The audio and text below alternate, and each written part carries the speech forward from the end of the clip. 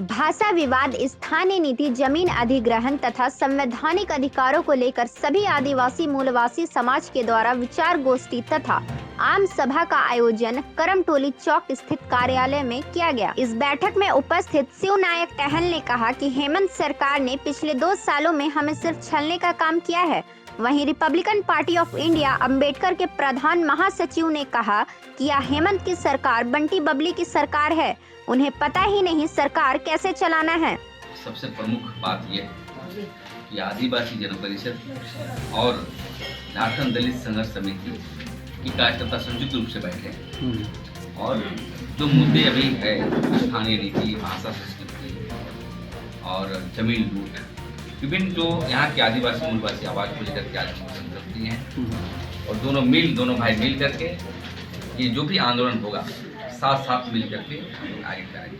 क्योंकि यहाँ पर हमारे माननीय मुख्यमंत्री हेमंत सोरेन जी अभी तक न स्थानीय नियोजन नीति पर परिभाषित किया और न ही भाषा संस्कृति पर कर रहा है। जैसे भोजपुरी जो है बिहार में बोली जाती है, वो भी भोजपुरी और ससुराल की तरफ बोली जाती है।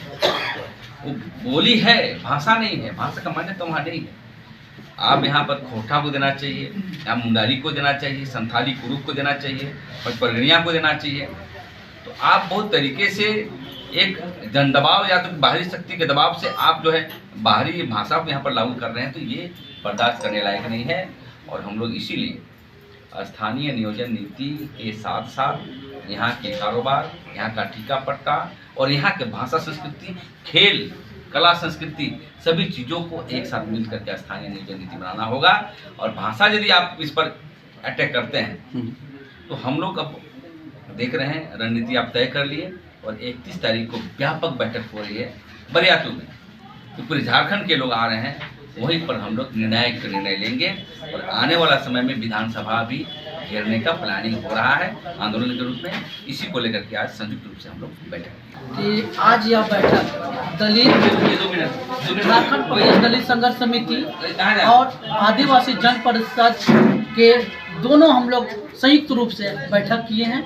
और इस बैठक के मेन उद्देश्य है कि हम लोग दोनों संगठन एक साथ एक निर्णय पे चलेंगे और झारखंड का जितने भी दमनकारी नीति बन रही है, स्थानीय नियोजन नीति नहीं बन रही है, 1932 का खतियान लागू नहीं हो रहा है, झारखंड में भाषा, कल्चर, संस्कृति पे प्रहार हो रही है, दूसरे राज्यों की भाषा को थोपा जा रहा है, हम कतई बर्दाश्त नहीं करेंगे।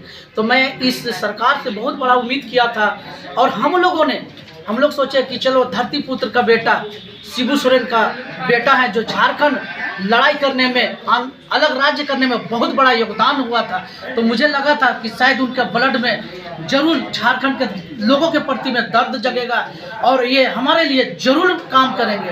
तो हम लोगों ने इनको पूर्ण बहुमत से चाहे कांग्रेस हो, चाहे जेएमएम हो, चाहे जो भी हो, हम लोग पूर्ण बहुमत से बैठा दिए।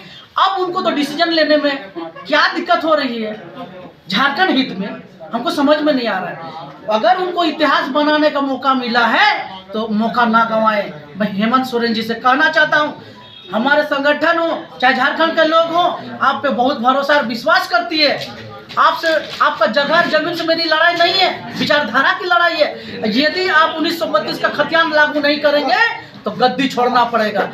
यदि आप यहाँ के तमाम भी विभाग है झारखंड सरकार में, झारखंड सरकार आज अगर सारे अफसरों को, सारे आईएएसओ को, सारे विभाग के सचिवों को अगर नोटिस कर दे कि तमाम खाली पदों को आप 24 घंटा में हमको जानकारी दीजिए और इसका वैकेंसी तुरंत निकालिए, तो हमको लगता है ग्रुप डी में ना कम से कम 2 लाख वैकेंसी 1 महीना में हम लोग को भर दिया जाएगा। लेकिन क्यों हम लोगों को इतना चोट देने का काम कर रहे हैं, हम लोग को दर्द देने के काम कर रहे हैं। जितने भी बेरोजगार पढ़े लिखे लोग हैं वो आज कहते हैं कि यहाँ का रोजगार को सभी को नौकरी नहीं दे पाएंगे, तो आपने क्यों अपने चुनाव एजेंडा में बोलते थे 5 लाख लोगों को नौकरी दूंगा, 75% को हम किसी भी, चाहे इंडस्ट्रियल एरिया हो, चाहे गैर संस्था हो, चाहे सरकारी हो, हम देने का काम करेंगे।